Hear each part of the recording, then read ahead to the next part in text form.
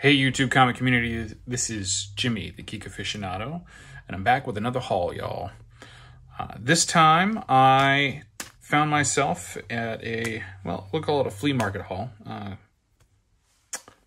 Yeah, for a lack of a better term, that'll work. Did have a spinner rack of books that I was able to kind of dig through and find a couple of things that were relatively enticing. We'll say that much. Starting off with this copy of Tales of the Darkness, number 4. This is a... Oh, who made this cover? Lansing? I don't know. Anyhow, trying to finish off this run for a little bit. And, you know, there's a few variant covers that are out there. I don't really recall if this was a variant cover. I think it's the first print. Yeah, I think it's the first print. I might have had the variant, but I don't really recall. Anyhow, really cool series. Kind of tells tales of past wielders of the darkness through Jackie Estacado's family lineage and such throughout history. So similar to Tales of the Witchblade, because those two magical art pieces are interlinked. But nonetheless, pretty cool book to pick up. Got this beauty that is just in cherry condition and is probably going to go out in one of my next upcoming CGC submissions. Punisher War Journal number 6, the infamous Jim Lee Wolverine cover with his claws through the Punisher shirt. So it's a 2-part series, issues 6 and 7 in Punisher War Journal, where Wolverine goes up against the Punisher and then helps him out. You know, how that usually works. But yeah, just super nice. Got a great price on it. Very happy. And then this, which is a book that I've never had, oddly enough. This is written by Denny O'Neil with art by Joe Quesada. This is Batman Sword of Azrael number 1. This is the first appearance of the character Azrael, who, as many of you know, when Bane broke Batman's back, later became Batman, and has also showed up in the Gotham TV show and such. But yeah, again, just solid books, solid condition on all 3, and found them at a flea market. So very cool for me. All right. Next up, we have one of my favorite stores to visit. And because it is one of my favorite stores to visit, it will remain nameless. But found a couple things just kind of in the dollar pile. This is the Millennium edition of Adventure Comics number 61, reprinting the first appearance of Starman. So if you can't afford the original, this is a good way to read that book. And then we also have All-Star Comics 80-page giant number 1 with just some more of those Tales of the Golden Age heroes. And then this one was a nice find. Batman and Robin Adventures, just an early Harley Quinn appearance. You can see her up here with a great Paul Dini cover featuring Robin and Poison Ivy with Harley Quinn's little pop gun aimed at Robin's head. Just one of those, you know, fun books to find. All right. If you haven't checked these out, I highly recommend that you do. So Marvel did in the 70s and 80s did a series of magazines. This one is Marvel Preview. Marvel Preview had a lot of really cool stuff.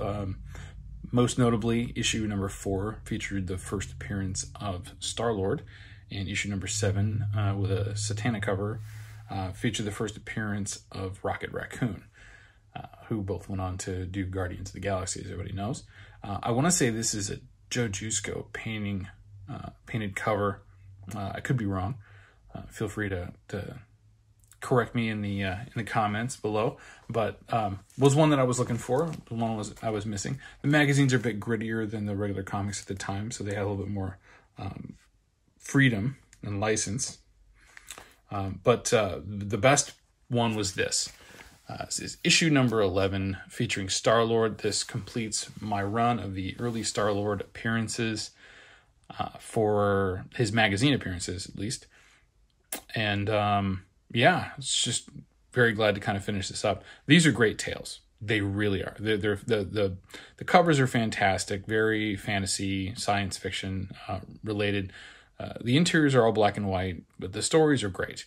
Very reminiscent of, you know, Vampirella and Creepy and things like that, but more on the science fiction angle.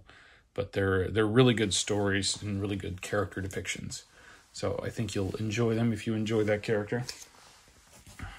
All right, now let's get into some Silver Age goodness. I'm trying to close out a number of my early Marvel Silver Age titles. One of those is Strange Tales.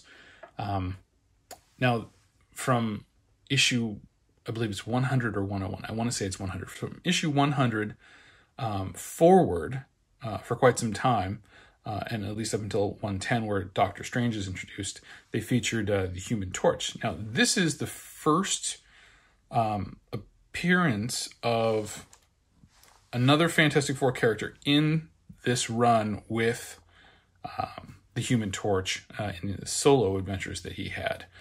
There was a lot more that happened afterwards, but I do believe, if I recall right, this is slated as the first time. But yeah, again, just one of those ones that I'm trying to lock down. And then we get into some really good early Journey into Mystery action. So this is issue number 97 with the Lava Men. Nothing necessarily special about this, just an early issue of Journey into Mystery. This one actually has some notable components to it. This is issue number 98. It's the first appearance of the Human Cobra.